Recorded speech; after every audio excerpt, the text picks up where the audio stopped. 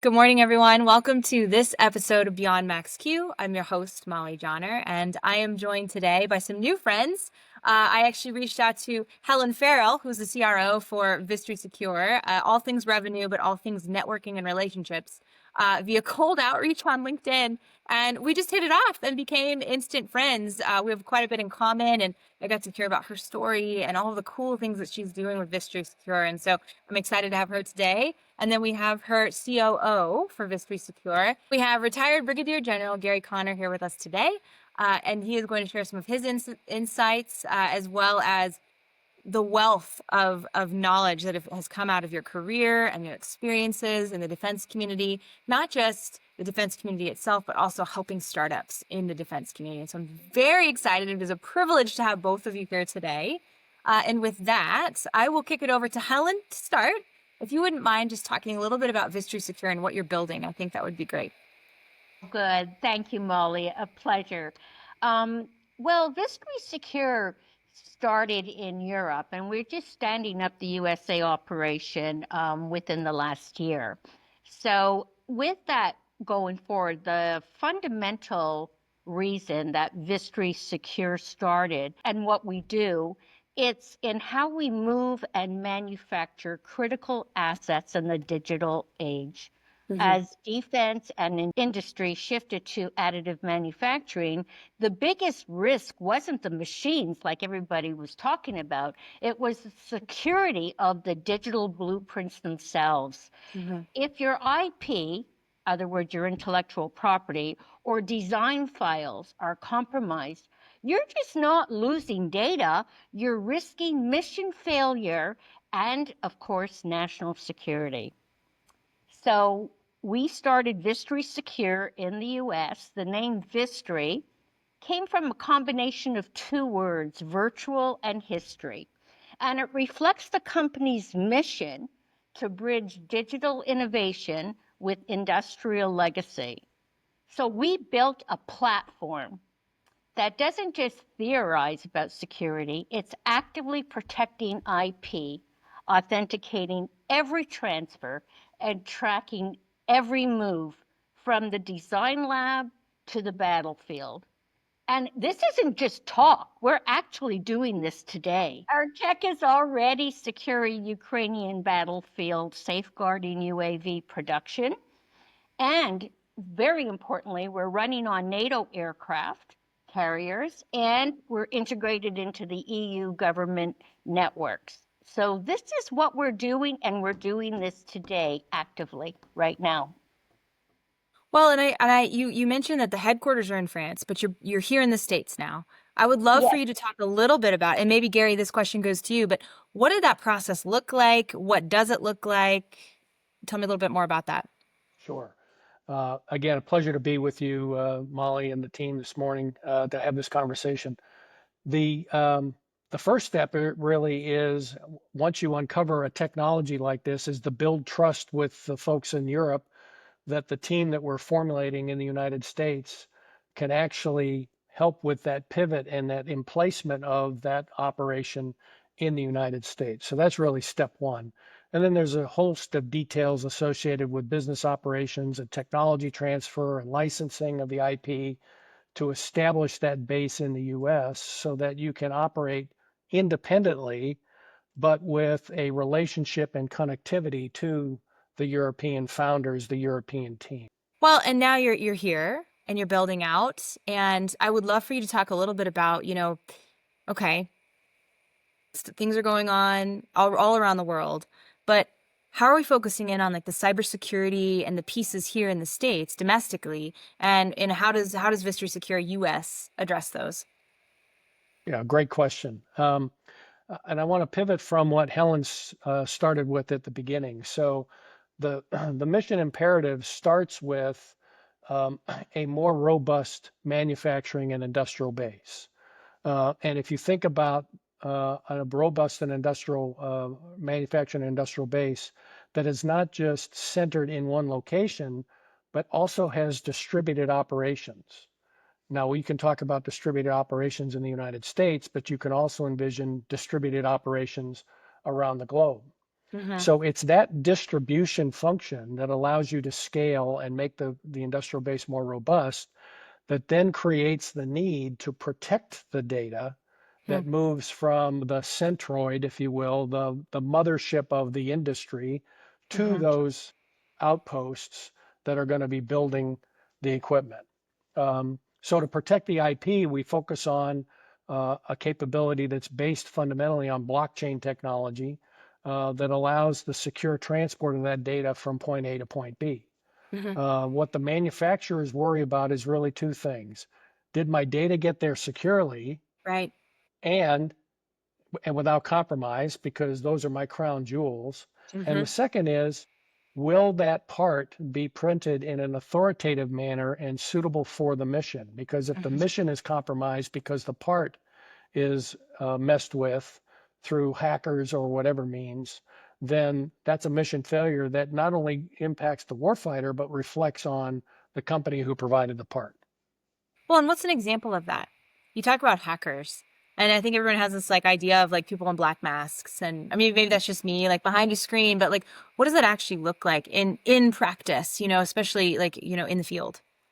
Well, if you think about the additive manufacturing process, you're sending a set of instructions to a printer, and that printer combined with those materials is supposed to replicate a part.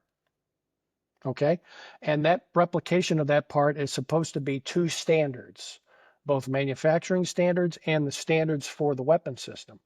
So imagine if you were to change a few digits in that recipe such that that part now would fail when built and installed in its end mission application. It's almost like the analogy of you got grandma's secret recipe for bundt cake and it turned out to be applesauce. Oh Okay. no. Yeah. Or you add vanilla extract instead of hazelnut and it's all wrong. Right. Right.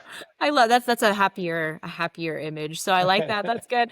No, I mean, you guys are dealing with a lot of security. You're dealing with high clearance situations. I also want to ask though, you're also dealing with multiple governments, some of them foreign, some of them not. How are you dealing with like the technical policy or, some of the hurdles that what are some of those hurdles you have to face as you kind of like sell into the States and also deal in this highly regulated space? The concept behind our pivot from Europe to the United States, it really is founded on having a firewall between ourselves and the European team for the sharing of that information. In order for us to be effective in the US marketplace, we have to operate and be perceived at, not only perceived, but in reality, be a standalone company. So any connections back to the original founders have to be very judiciously managed, and they're typically financial in nature as opposed to technical or Right. operational in nature. Okay, so given that, then we focus the sales on the U.S. and the North American market with that security umbrella, if you will, around the Vistory Secure company. Hmm. Any operations overseas associated with the European allies would be handled by the Vistory team based in Europe. Okay. No, I mean, that's good to know. And just kind of thinking about like, in my experience anyway, like, the defense community, defense grade compliance, it doesn't move as fast as startups move. And so, how are you guys balancing that?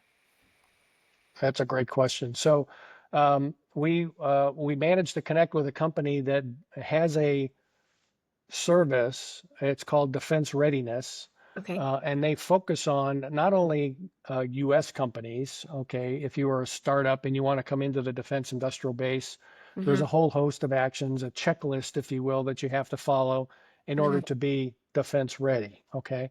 So now take that same construct for a European company, Hmm. stand up a US entity, and then also create that security framework around it that provides the protections and the assurances for connections or lack of connections, if you will, to the European entity.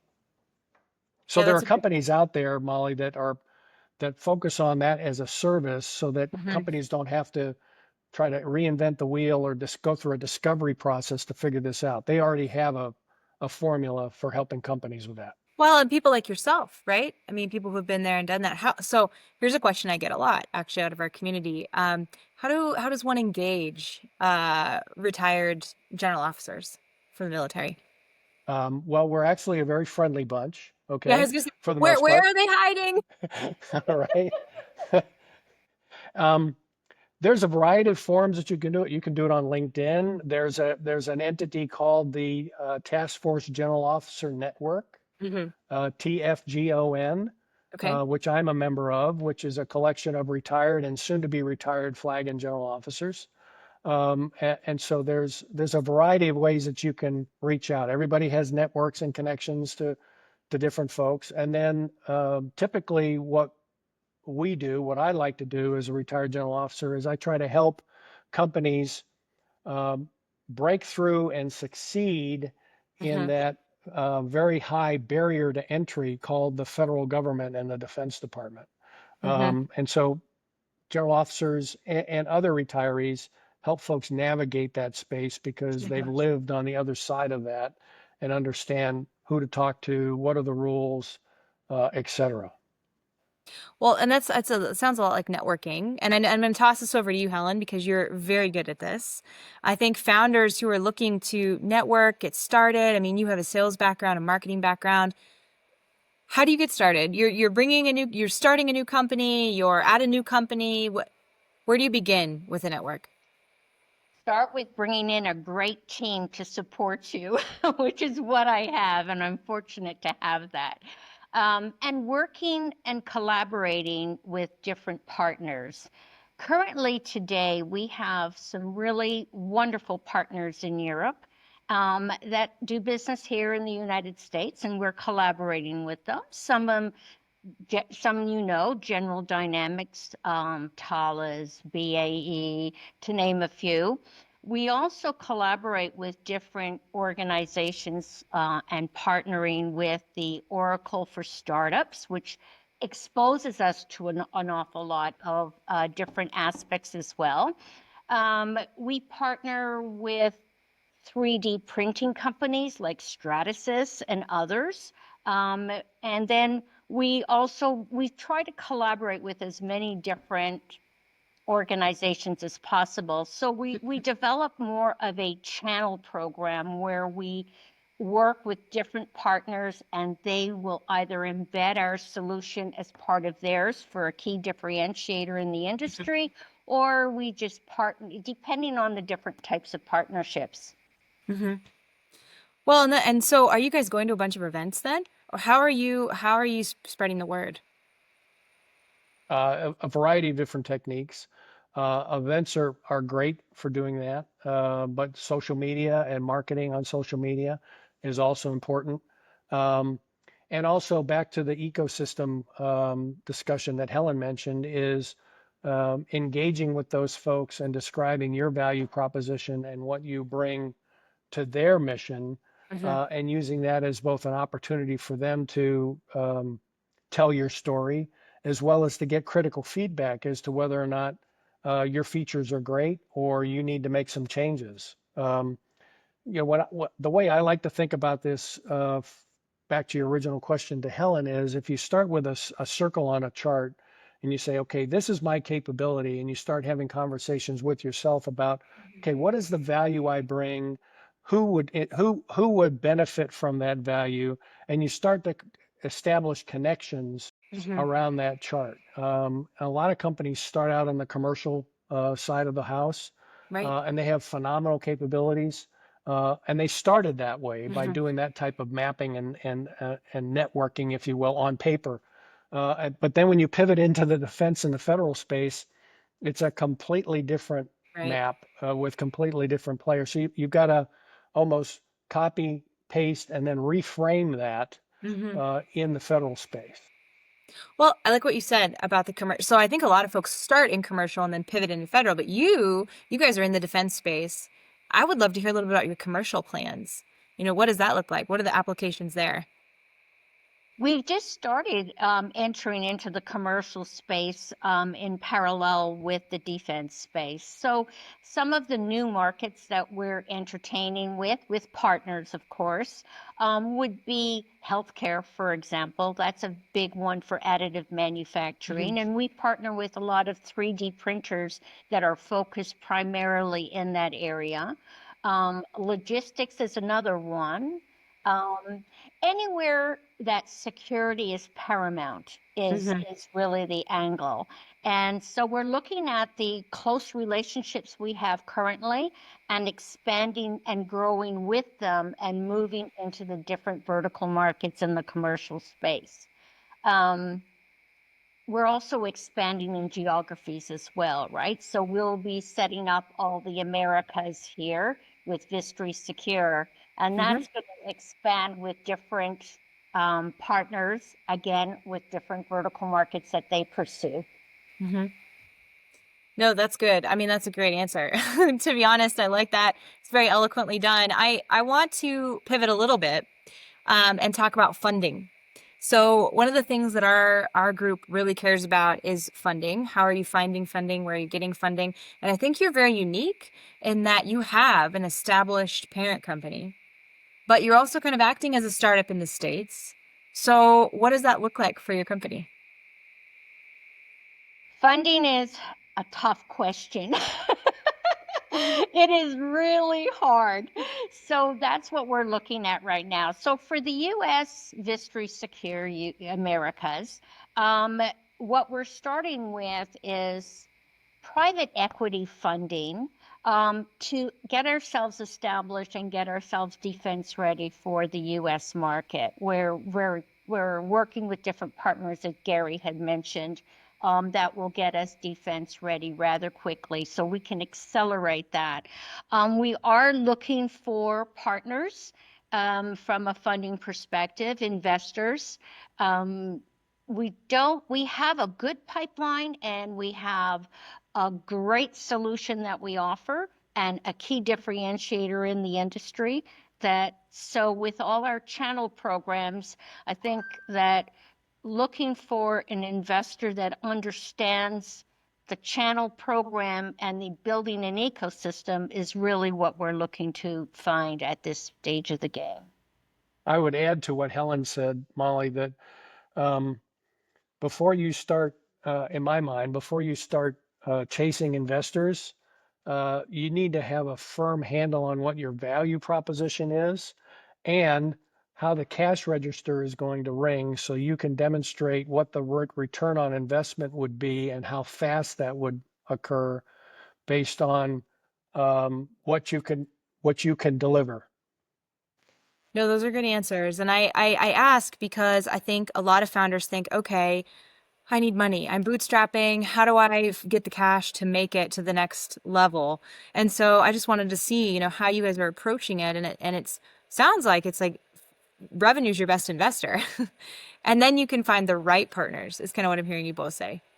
Yeah, and that's exactly how we're approaching it as well. So, as I had said, we have a very good pipeline and a strong forecast that we're building upon in both federal and in commercial space. And the commercial space, we're pushing very quickly. It's a shorter sales cycle in the commercial space that will accelerate the rest.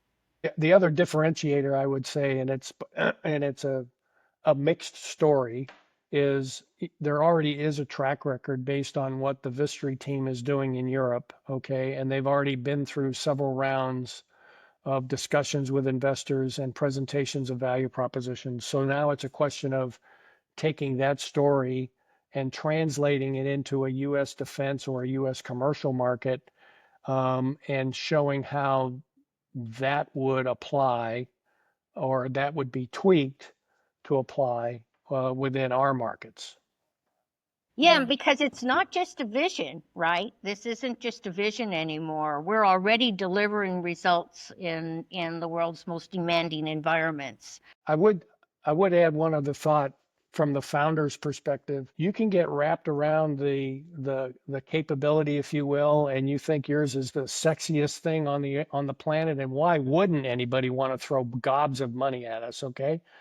But you've really got to think through from a technology and a technical perspective and a delivery perspective how that's going to work. Said another way, you've got to role play what delivery to the customer looks like, what customer acceptance and satisfaction looks like, and you got to beat the heck out of that because your customers will do that to you. So you might as well go through it first with your team, right? It's almost a murder boarding of what Yeah. your pipeline and your execution would look like. Mm-hmm. Yes, no, that's great. I love that. Well, and I would love to hear your thoughts too. I mean, since you are established and you already have traction and revenue and customers and, okay, I often don't have a company that's already kind of through that process of scaling. I would love to hear your thoughts and perspectives on, okay, you're not in startup land anymore necessarily in the way that most people think of startups. What does it look like to scale? What does that feel That's like? a The growing pains of scaling. yeah, that's a great question. So Um, and it really takes, from my perspective, it takes on a couple different dimensions. Okay, it's the product and the capability. Because when you think scaling, you think, okay, I can build 10 today. I need to build thousands tomorrow. Yes. So that's a producibility, execution kind of thing.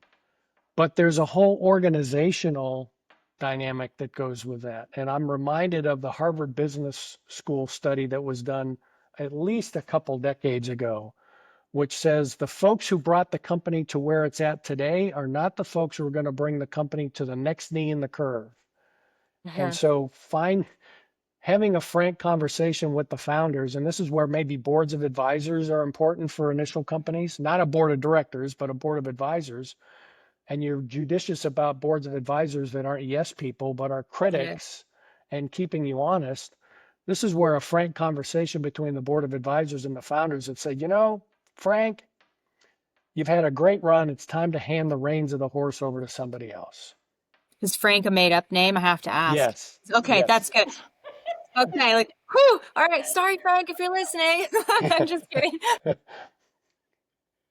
No, this is good. And I would love to kind of dig in a little bit more on like, okay, what advice would you give founders? You both have such amazing careers and so much to offer. I would like both your perspectives on, okay, what advice do you have for founders who specifically are looking to sell into the defense tech space? So, first of all, you have to understand your market and what you bring to the market and stay very focused on your value proposition. That's the key is focus, focus, focus. And once you're focused and you understand your environment, then you start building your team and your ecosystem. You leverage all your partnerships from years and years of experience in working with different organizations. You network relentlessly. And a key thing is be patient, Hmm. be persistent, and be mission driven. I think those are very key areas for I Well would said. founding. agree with all of that. The other thing I would add would be um, founders become enamored with the beauty of their baby. They need to have a team that ruthlessly scours the market for competition. Hmm. Because the worst thing that can happen is a founder who plows a lot of money into a capability that somebody has already developed. Hmm. Or I don't have a competitor. Oh, Or yes, I don't have a competitor. As soon as somebody says, I don't have a competitor, they probably have a competitor and they're probably headed to failure. yes. Because Yes. if you don't have a competitor, you don't have a market. That's also a really good point. There's no product market fit. It's actually good to have competitors, I think. Plus it makes everybody better. But Right. no, those So are then those that's that differentiation thing. yes. Well, and I think to your point, you guys are working in a really, I mean, 3D printing is a fairly like there's a fair amount of players in the space, which is why I like how you guys are talking about your differentiation. And I feel like, when we talk about cybersecurity and we talk about, all the different things about being mission driven, how did you hone in on that difference? Like what would you say, in this crowded space, like why Vistory Secure? Well, I would say a credit to the founder for Vistory in investing the energy, the technical energy, and the intellectual capital to really take Vistory to where it is at today in Europe. And it all started with an idea of how do I just protect data that somebody is trying to manufacture in a different location from the original equipment manufacturer's location. And he's taken that idea to essentially a key differentiator in the market because everybody, I shouldn't say everybody, but there's a lot of folks who are in the 3D printing and the Right. additive manufacturing space, right? But you can't print parts without data. And you can't print parts without data you can trust. And an OEM doesn't want to give his data to just anybody Very to print true. his parts. Yeah. So I like how succinct it is, right? Because that's important too, calling that out for founders. Like if your differentiator is not succinct and it's Yeah. not able to be said in like a minute, then you need to work on like your messaging and your positioning. So no, this has been really good. Is there anything that we haven't covered that you want to throw out there for discussion? I would also add that the messaging is very important.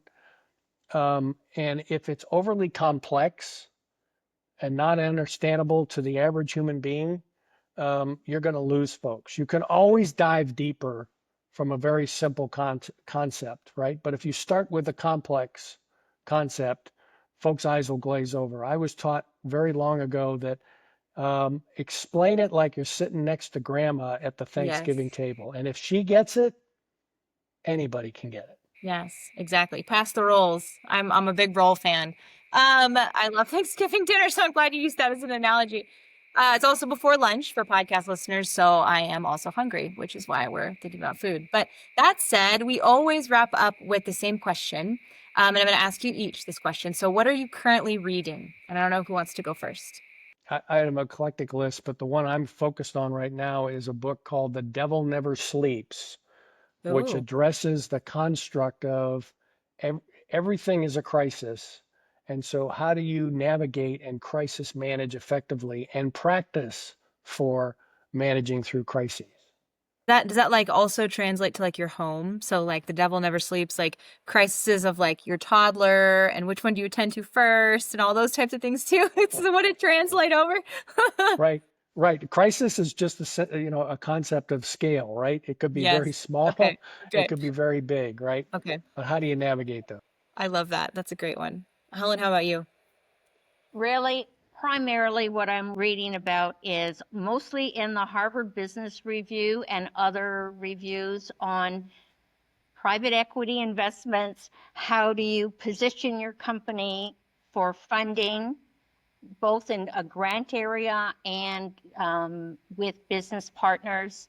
So that's really my focus, and that's where I have just been putting all my reading and emphasis Yeah, on.